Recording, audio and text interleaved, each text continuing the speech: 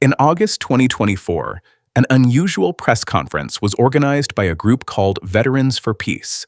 The panel featured a staggering lineup: active-duty United States airmen sitting alongside a former member of the Israeli Special Forces and a former fighter for Hamas.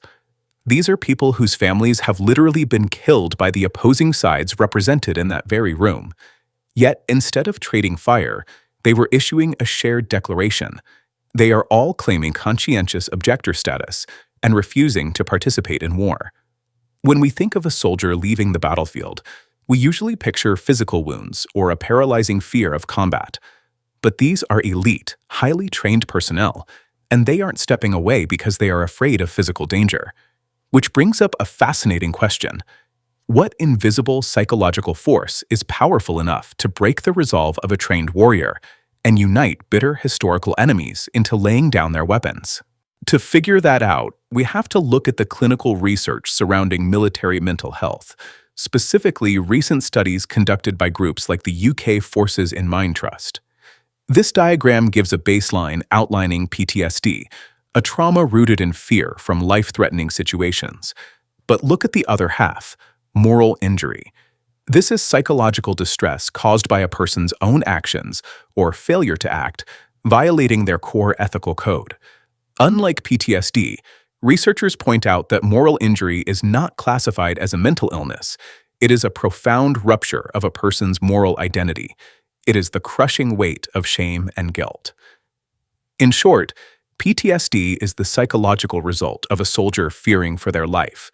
Moral injury is the result of a soldier fearing for their soul. Military doctrine actually tries to protect soldiers from this through an ethical framework known as jus in bello, or justice in waging war.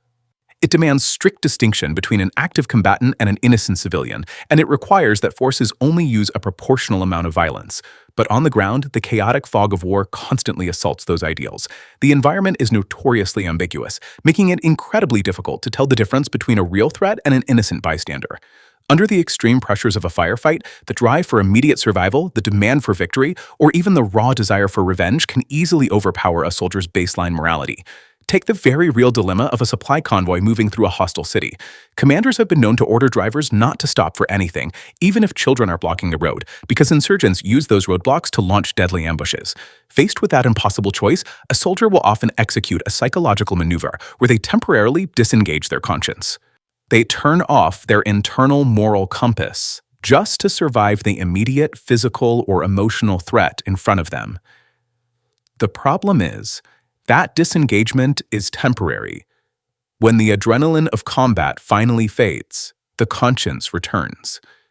The soldier is suddenly forced to reckon with their actions, which can trigger a catastrophic, lifelong collapse of character.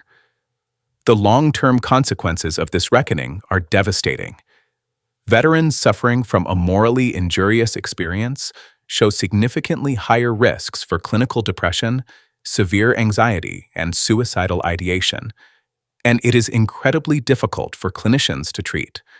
Because this specific trauma is rooted in deep, personal shame, veterans are often highly reticent to speak about what they did or saw, even to therapists.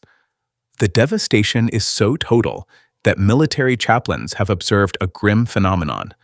A soldier's soul can effectively die long before their physical body collapses. Which brings us back to that press conference in August. Through the lens of clinical moral injury, the actions of those active-duty service members and former fighters start to make perfect sense. Their public refusal to fight isn't an act of cowardice or emotional weakness. When a soldier recognizes a profound conflict between their orders and their ethics, standing firm on those morals is an expression of immense moral intelligence. We often measure the cost of war in physical destruction and bodily casualties, but we also have to recognize the impossible moral debts we demand of the troops on the ground. Debts that eventually force the bravest among them to simply look at the system and say, "We're done."